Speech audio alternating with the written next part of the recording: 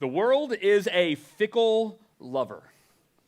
The world is a fickle lover, right? As long as we love it, it will love us. But whenever we turn on it, right, we had better watch out. How many of you, as you think back over the years, have ever been in a romantic relationship that you probably should not have been in, right? For some of you, of course, you knew you shouldn't have been in it. You knew it wasn't a healthy relationship, but you didn't care because it was fun, so you were just going to keep it going.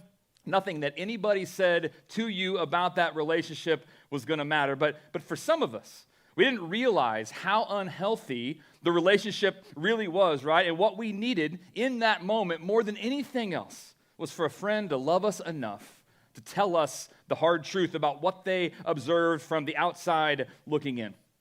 My first girlfriend falls into that second category. It was an unhealthy relationship that I should not have been in, but I was. Right? My senior year of high school, as a joke, I borrowed a ballot box from our local social studies teacher, and then I put my senior picture on it, which I have to say was quite a prize. If you want to throw that picture up there. That's one of my senior pictures. They were all pretty high quality, though, right? And so I put my senior picture on this ballot box in the hallway of my high school, and I had a sign advertising a chance to sign up to win a date to prom with Vince Bissy. Again, a high prize, and I never intended to go. It was a joke from the very beginning, right? It was never to be taken seriously. I didn't think anybody would, and as expected, most of the names that I got in that box were just friends of mine and people being silly with me, messing with me, taking it as I intended. But of the 30 entries that I got in that box, which looking back is pretty funny because that's like 25% of my high school, small school, small town, but there was one name that stood out. Her name was Danelle, and I tell you her name because I doubt I could even find her anymore. So good luck if you connect with her, tell me how she is. But I ended up dating this girl from this ballot box entry that she put in. And so it started so strong, I don't know how it could have gone awry on us. But of course, looking back, I'm so thankful that God took her out of my life when he did. Right? I mean, it wasn't long after we stopped dating that I found out that she was getting into drugs, that she had fallen into with a pretty rough crowd. All sorts of crazy stuff was going on in her life. But at the moment, when it happened, when she broke up with me, I was absolutely devastated, right? I was brokenhearted. I couldn't see how unhealthy the relationship was. And I didn't have anybody that was close enough to me to tell me the hard truth and to call me out, to call me to something better. And church, the world is just like those bad relationships, the ones we don't even realize that we're in. And when we find ourselves loving what we shouldn't, when we find ourselves blinded to reality, what we need more than anything is for someone to love us enough to tell us the hard truth. And thankfully, that is exactly what Jesus Christ does for us over and over again. And as he does the same thing for the people in our text this morning, what we're going to learn is that the world and the things in it that we tend to love so much can never satisfy us. They can never satisfy us like Jesus can. Now, if you remember, we are picking up in John chapter 7. And if you have a Bible close, I'd love to invite you to go ahead and open up to John chapter 7. A few weeks ago, we paused our study of the Gospel of John to give an overview, just a quick vision series about what matters most to Jesus and ask if it really is the thing that matters most to us. But this week, we're jumping back into our study of John that we are calling the Dangerous Messiah. Now, the reason, if you remember, why we're calling this study the Dangerous Messiah is because when we come face to face with Jesus, we are either going to oppose him, and therefore we are going to be opposed by him, or we're going to surrender to him and therefore be opposed by the world. We're either going to oppose Jesus and be opposed by him, or we're going to surrender to Jesus and be opposed by the world. But either way, there is no safe response to this dangerous Messiah. And that is becoming more and more clear the closer we get to the cross. In John chapter 7, we're going to be picking up the story about 6 months before Jesus was crucified. And as the story of Christ continues to unfold, we see that the noose is starting to tighten. We see that opposition to Jesus has grown with his fame, just like he knew it was going to, and as counterintuitive as it may seem to us, we see in all of this that it was going exactly according to plan, but not for everybody. See, for those who were busy building their own kingdom. The kingdom that Jesus was establishing was a threat from the very beginning. He was a threat from the word go, and really, that shouldn't come as a shock for us, right? I mean, it's just human nature that we get afraid whenever something we love is threatened. We get afraid, we respond in fear whenever something we love deep down is threatened. And as we read the beginning of this text here in John 7, we're going to see that dynamic is all over this interaction, right? We see it in Jesus' brothers as they fear the threat of dishonor. We see it come out of the Jewish leaders as they fear the threat of exposure. And we even see it in the Jewish people in the crowds as they fear the threat of being excommunicated. Again, what they loved was being threatened. The church, they are absolutely terrified. They don't know how to respond. Now, if you remember from last week as we were looking at Romans 1, we defined idolatry as treating something that isn't God as though it is. Biblically speaking, idolatry is treating anything that's not God as though it is God. And it's really not hard to see that that is exactly what is happening here in John 7. But see, this isn't just a them problem, is it? No, this is absolutely an us problem. I mean, just think for a minute about where this same dynamic shows up in your own life. I mean, like Jesus' brothers, perhaps. How often do we try and distance ourselves from the hard parts of what God says so that people will like us, so that people will still think well of us? Or like the Jewish leaders, how often do we feel the need to hide our insecurity, to hide our inconsistencies, the things that might expose us so that others will still respect us? Or like the crowds that we're getting ready to read about, how often do we stay silent about what we believe when we should speak up, all so that people will accept us and like us? See, church, whether it's rooted in approval or respect or acceptance, every time we're controlled by our fears, what always happens is we are tempted to settle for counterfeit solutions. Solutions that seem like they're going to be a quick fix, but only end up making things worse and pulling us farther from Jesus and sinking us deeper into our sin. Again, we get so afraid that what we love is going to be taken from us. And we lose sight of the fact that if our love is misplaced, if we're loving the wrong things, if we're holding on to an idol and refusing to let it go, well, then just like when we find ourselves dating someone that we shouldn't be dating, and we can't see past the emotion of the moment, when Jesus exposes that, when he calls it out, church, it's not because he doesn't care about how we feel. It's because he loves us enough to tell us the hard truth. More than that, he loves us too much to just leave us where we are whenever he sees us stuck in our sin. And so, church, that's where we're going to be going in John chapter 7. As we read verses 1 through 24, what we're going to see is that Jesus came to wage war on our idols. And no matter how scary that feels to us, no matter how violent that internal battle becomes, what we're going to learn is that we can rest in the fact that Jesus is our sovereign king, and he is also our good shepherd, which means that he is fighting for us, and we can know that he never loses a battle. And so if you would, please pray with me, and then we're going to dig in to this text in John 7 together. Father, thank you that you're a God who speaks. Jesus, thank you that you are a God who came to earth so that we could know who you are, so that we could see the Father's glory shining in your face, so that we could understand and experience the love of God in action, and so that we could see you and believe in you and surrender to you and find the joy that only you can give. And this morning we pray that as you do battle in our souls, as you fight the war against our idols, that you would give us the grace to surrender to you, that we would experience the fullness of your power at work for us and in us and through us and even in spite of us. And that at the end we would walk away with the freedom that only comes from the gospel and the joy that only you can give. And Jesus, we ask all of these things in your strong and beautiful name. Amen.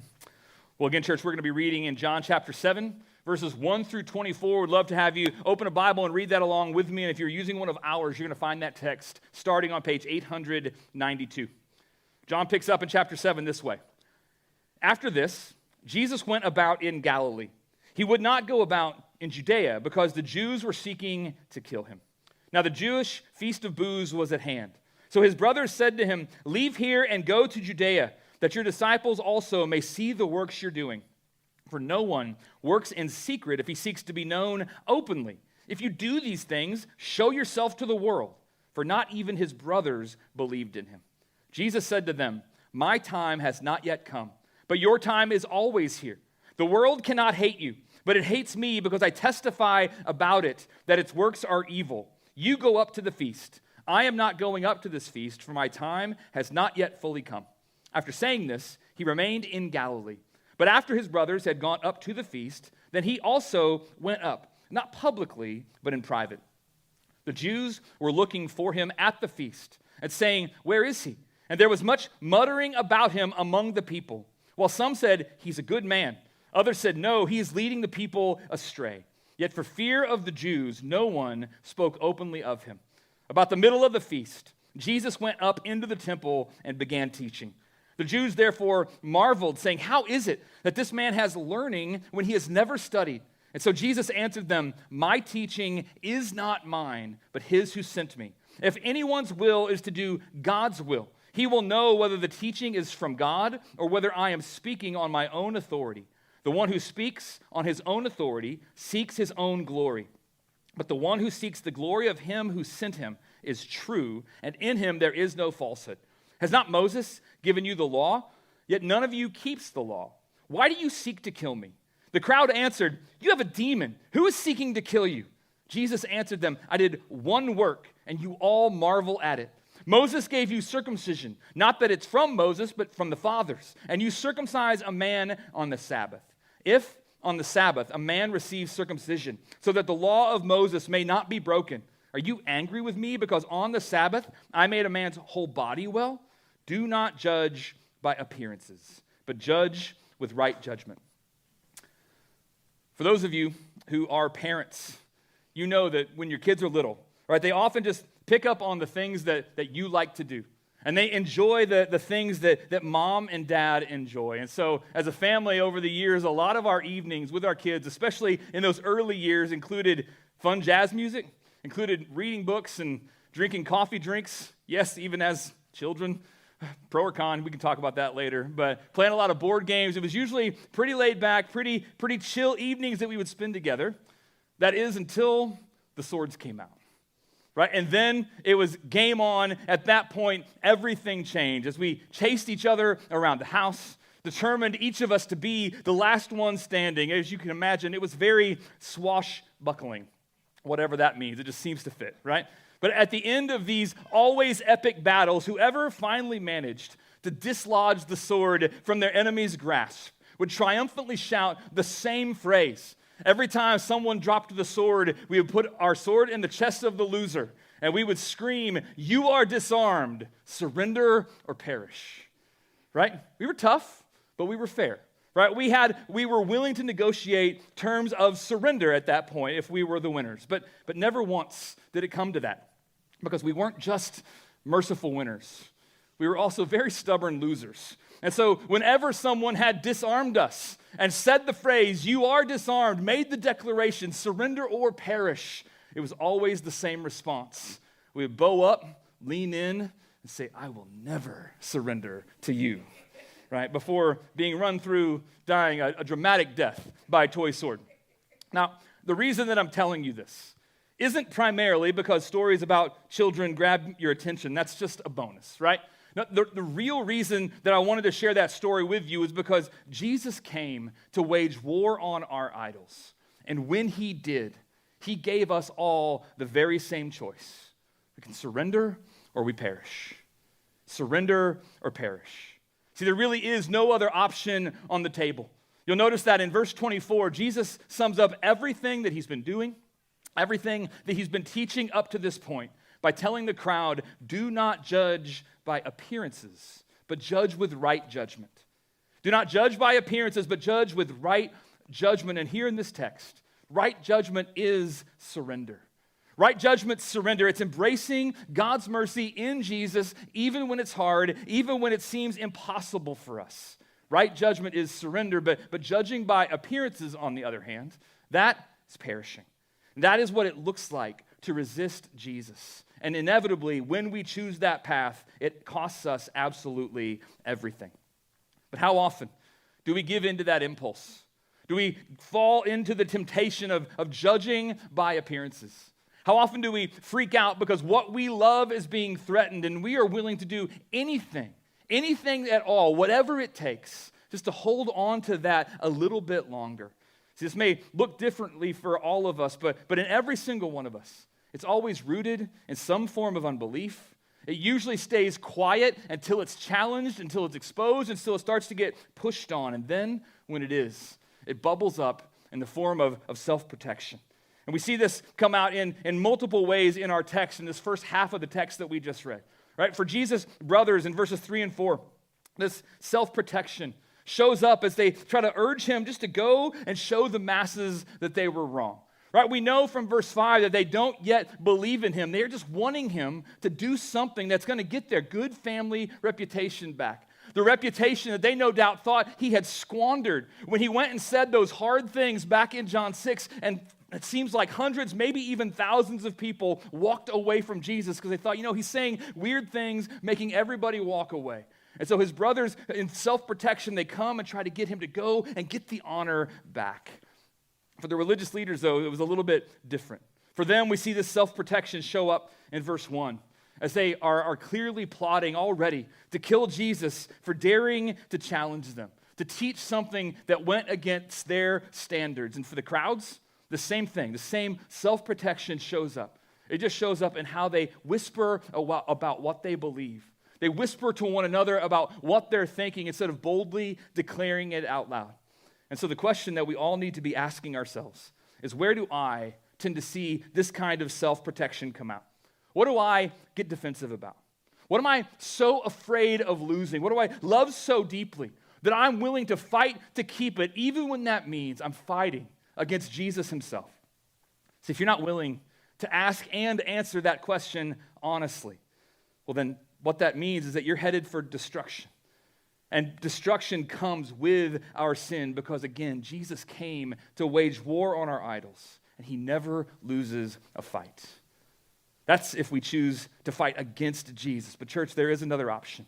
And if we are really open to the answer that we see here as we ask these hard questions, no matter what it may mean for us, no matter what that says about us, no matter what it may cost us, well, then that is the first step to true surrender. Right? That is the right judgment that embraces Jesus' war against our idols. And in the rest of this text, what we're going to see is exactly how Jesus wages this war. As the Apostle John unpacks this for us, he's going to show us how Jesus fights our arrogance. He's going to show us how he fights our independence. And he's going to show us how he fights our pretense. Jesus fights our arrogance. He fights our independence. And he fights our pretense. And John is going to show us exactly how he does that. What we see first then is that Jesus fights our arrogance. And when he does it with God's truth. Jesus fights our arrogance with God's truth. Shows up clearly in verses 14 to 16, where John tells us that about the middle of the feast, Jesus went up into the temple and he began teaching.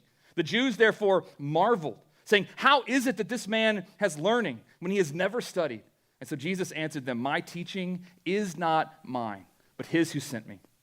Now, I'm not going to spend a whole lot of time here. I do think, though, it's important to point out that Jesus didn't lie to his brothers back in verse 8. Just in case that stuck with you, right? As we read through it, maybe that seemed a little bit dissonant. But he told them in verse 8, "You go up to the feast.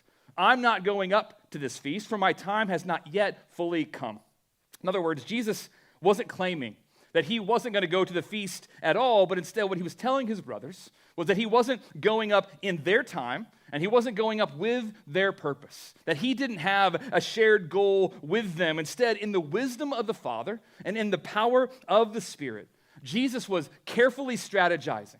He was strategizing how to approach this sensitive situation where he knew there were already plots to kill him, so that he could do two main things here.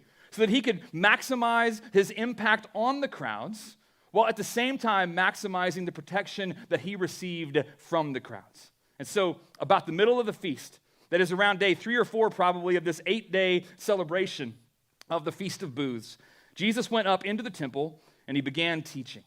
He began teaching when he knew that the numbers at the feast were going to be at their peak, and he would be able to use that to his advantage in multiple ways.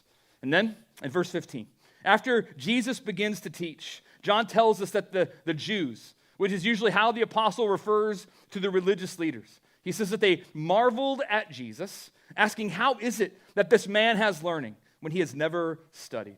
And so in one sense then, what we see in their response is that they're impressed, right?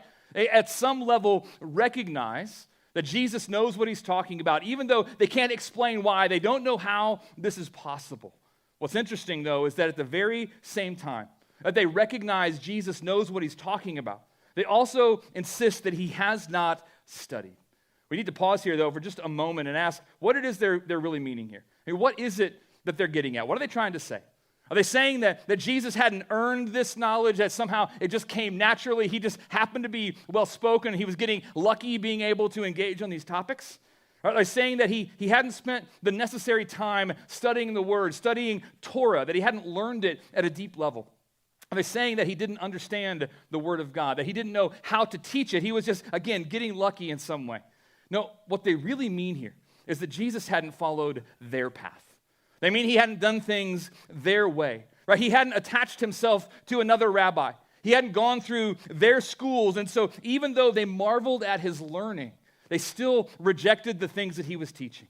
Right? They wrote him off as a rogue prophet, someone who was just making things up out of his own mind, too much originality, and in their arrogance, they tried to use that to discredit Jesus before the crowds who were beginning to be persuaded by him, who were putting their faith in him, who were surrendering to him and seeking to follow him.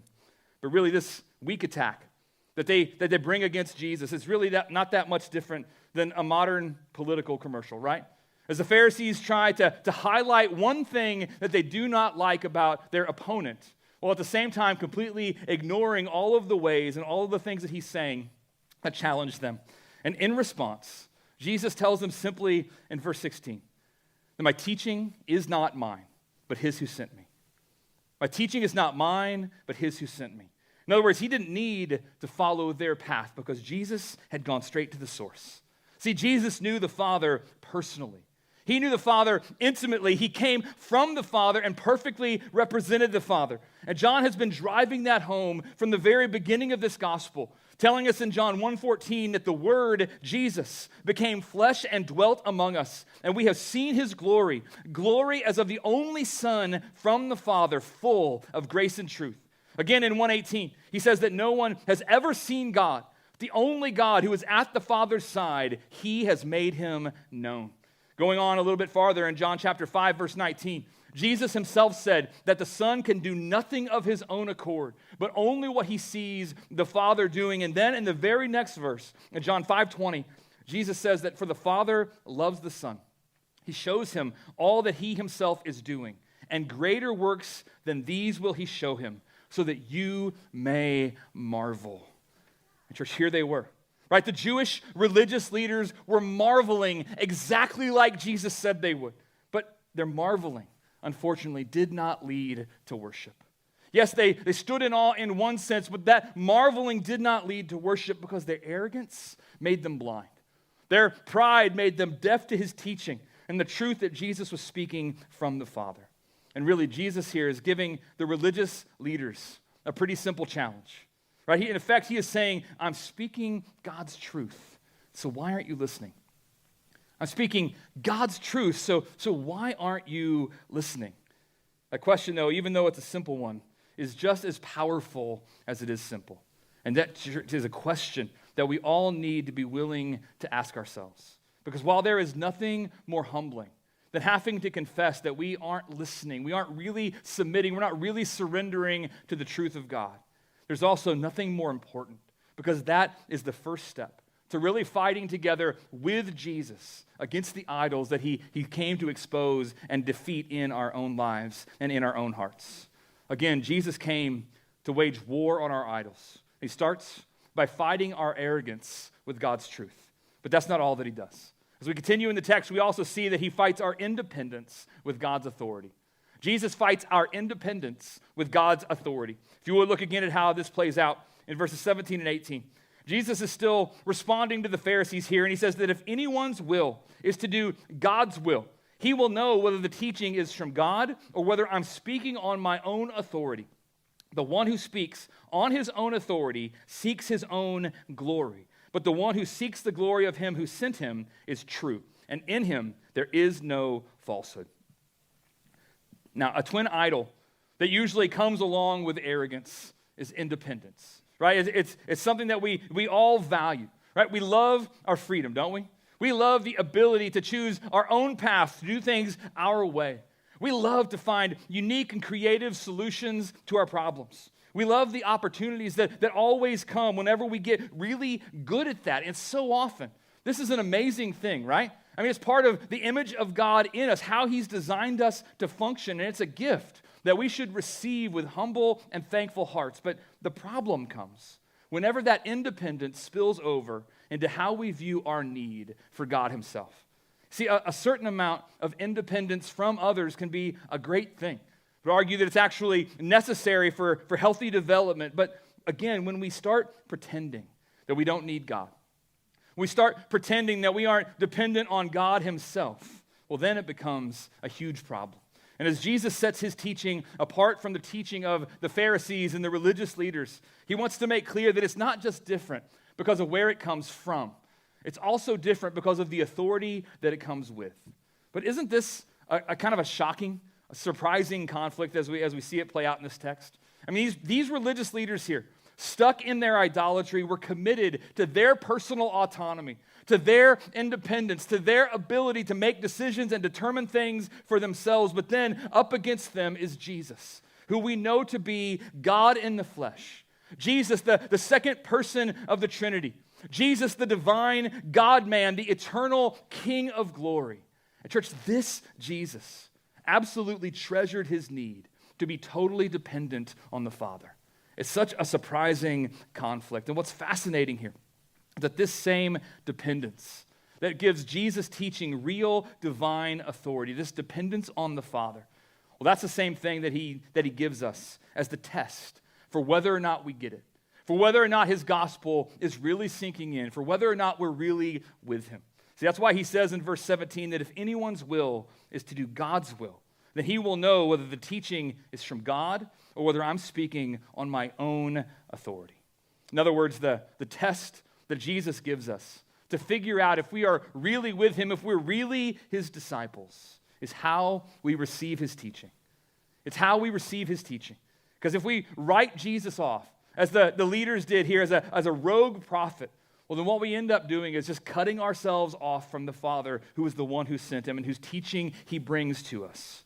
But church, on the other hand, if we embrace Jesus, if we receive his teaching in the Father's authority and surrender to it with joy, well, then what that proves is that we have truly been listening, because as John will go on to say later in the letter of 1 John, is that no one who denies the Son has the Father, but whoever confesses the Son has the Father also.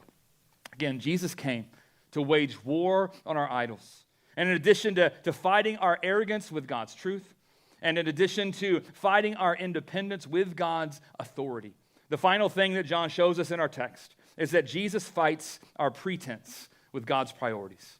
Jesus fights our pretense with God's priorities. We see this here where Jesus goes next. Picking up in verse 19, he says, "Has not Moses given you the law? Yet none of you keeps the law. Why do you seek to kill me?" The crowd answered, "You have a demon. Who is seeking to kill you?" Jesus answered them, "I did one work, and you all marvel at it. Moses gave you circumcision, not that it is from Moses, but from the fathers, and you circumcise a man on the Sabbath. If on the Sabbath a man receives circumcision, so that the law of Moses may not be broken, are you angry with me? Because on the Sabbath I made a man's whole body well." Now, what lies behind this entire interaction here is the simple fact that our actions always reveal our priorities. Right? Simply put, we always do what we love. Our actions, the way we behave, always show the things that are most valuable to us, the things that really matter. And then we try to justify it, right, with our excuses or with our explanations of why we did what we did. I think John Piper is correct when he says that the most common use of the mind is to justify the desires that already exist in the heart. The most common use of the mind is to justify the desires that already exist in the heart. And so often, that is a sad reality, but it is true. And church, Jesus knew that this was true of the crowds as well, which is why he lumps them in with their leaders. And he says, "You're seeking to kill me." Of course, at this point, most of them didn't know anything yet about this plot to take Jesus' life, right? But just like Jesus' own brothers, this crowd belonged to the world, and what was true of their leaders was true of them as well at a heart level, which was going to show up in an undeniable way just a few months after this. Just 6 months later, when the crowds are standing before Pilate, demanding that he crucify Jesus and in his place release Barabbas. See, if that's true, though, and all of this is really about the priorities of these people, that is revealed in their actions, shown up in their behavior, then the question is, why does Jesus take it all the way back to an argument they had almost a year ago about the Sabbath? Why does he do that? He's the one who brings this up, right? He intentionally pushes that button again. He comes back to that and he brings it up again. If you remember at the beginning of John 5, just a couple of chapters ago, Jesus healed a paralytic man at the pool of Bethesda, and it happened on a Sabbath. And of course, everybody freaked out about it, right? They just couldn't handle this. This was just too much for them. They couldn't go along with this. But what's that have to do with this situation? Again, that was almost a year ago, and so why bring it up here? Why bring it up now? Well, the reason that Jesus goes all the way back to that is because he needed something that they would be able to understand and relate to in order to be able to expose the inconsistency that they were continuing to live out. Of course, everyone knew, right, that the Sabbath was a command of God in the law, a command that God had given that Moses that told us about, but that truly came from the fathers, as Jesus highlights for us in the Old Testament there. But they also understood that circumcision, which was also a command of God that he gave to be done to boys who were born on the 8th day, they knew that that was a sign of God's covenant to Israel, and that was also a command of God. And what that meant was that if a boy happened to be born on a Friday, well, then they were fine to circumcise him on the following Sabbath on the 8th day because they prioritized God's command to circumcise their sons over the strictest forms of Sabbath observance. Now, everybody in that context, everybody in that crowd would have agreed that that was a totally fine practice. And that's why Jesus brought it up.